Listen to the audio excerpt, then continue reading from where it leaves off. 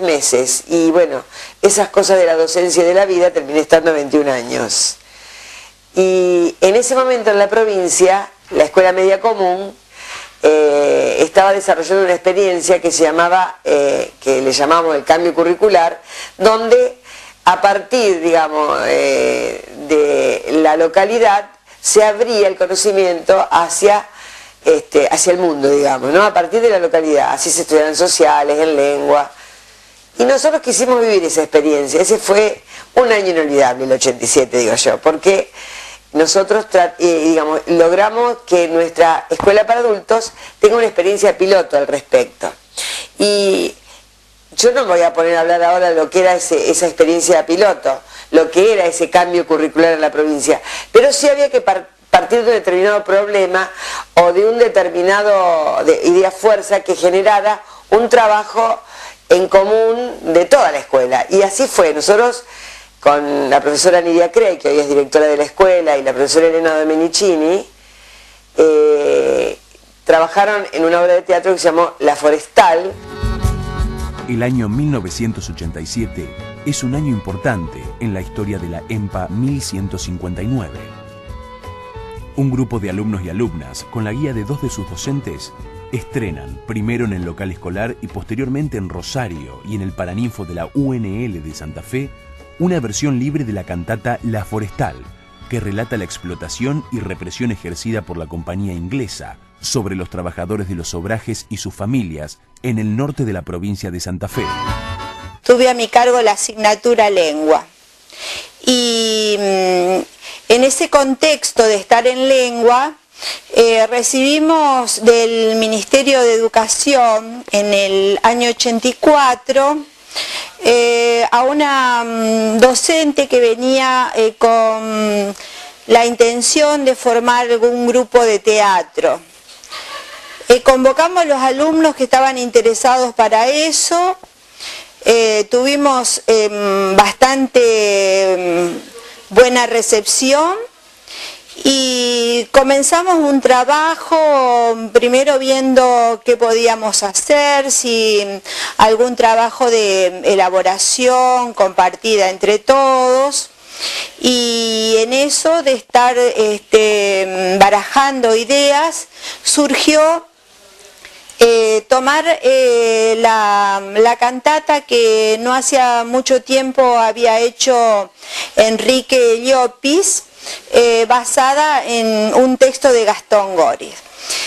Para el que lo conoce sabrá cuán significativo es en estos tiempos esa temática de la obra La Forestal.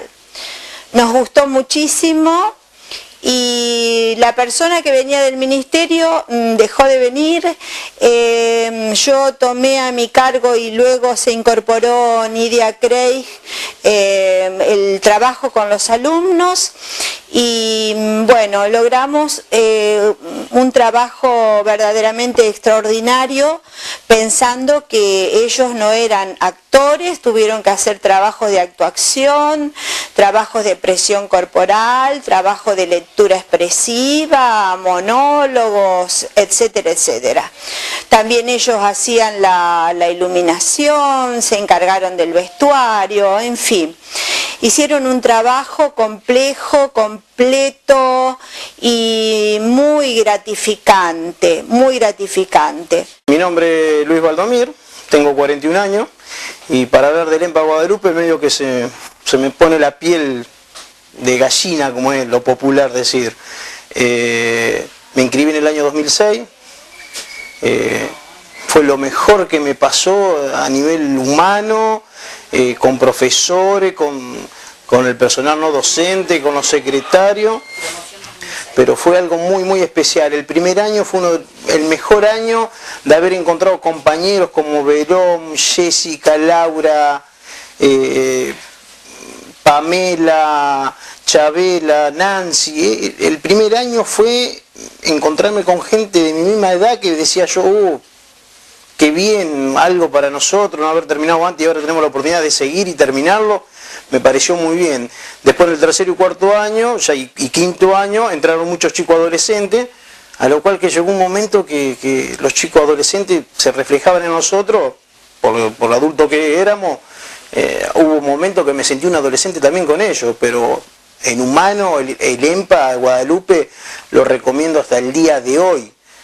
Hasta el día de hoy es algo, aparte de una institución, es algo, una humanidad y acá adentro que no se la puedo explicar, pero se lo recomiendo a todos. La escuela a mí personalmente me dejó esa enorme ganancia intelectual, de formación personal y de aprendizaje, porque si bien los tiempos que se dedican no son los como en su época normal, pero son los suficientes para quienes los aprovechan en su totalidad. Porque la gente más joven, digamos, tiene la cabeza más fresca para captar todo lo que se les ofrece.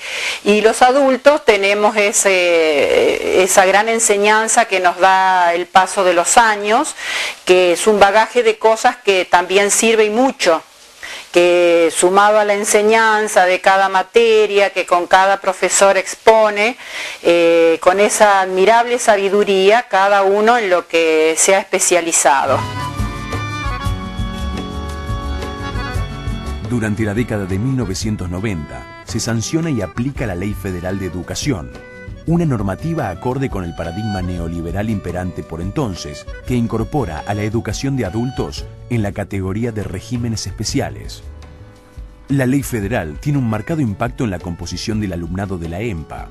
El fracaso escolar en primer año del nivel polimodal de la escuela media y técnica común determina que haya una población joven que visualiza a las EMPAs como una alternativa para proseguir y culminar con éxito sus estudios secundarios. Si bien el trabajo con adolescentes es un trabajo que me satisface como docente, me gusta trabajar con adolescentes, trabajar con adultos es una experiencia realmente gratificante, porque cuando yo ingreso en el 85, los adultos eran adultos para mí, era gente mucho más grande que yo, con experiencia en lo laboral, con mucho más experiencia que yo de la vida, digamos. Entonces yo, más de lo que pude enseñar desde el área académica, aprendí mucho de cada persona, de cada uno de mis alumnos como persona.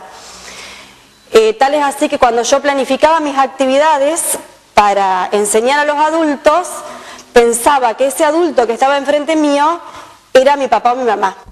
Entonces, en esa planificación que yo hacía, tenía que entender que ese que estaba enfrente tenía que comprender esto que yo le quería explicar, pero desde ese lugar, desde a lo mejor haber abandonado sus estudios hacía 10 años, 15 años, 20 años, de haber abandonado lo sistemático desde ese entonces y poder insertarse en esto que tiene que ver con sistematizar un montón de conocimientos que el adulto trae. O sea, sistematizar una partecita de los conocimientos que trae, porque viene con un bagaje tan amplio que lo que podemos hacer nosotros en el aula es apenas ordenar un poquito de todo esto que el alumno ya conoce. Yo vine empujado un poco por dos necesidades, es decir, una de superación cultural y la otra superación laboral. Ya tenía como 20 años trabajando en una empresa nacional, pero el estatuto me limitaba a un techo, por ejemplo, de encargado de mesa, y yo quería aspirar a personal de dirección, pero el estatuto no me lo permitía porque me faltaba, lógicamente, el bachillerato. Y uno de pronto piensa, porque ese prurito, esa inocencia un poco mezquina o fantasmal de que ¿qué voy a ir a estudiar a esta edad? Y de pronto también uno se lo piensa, ¿y por qué no?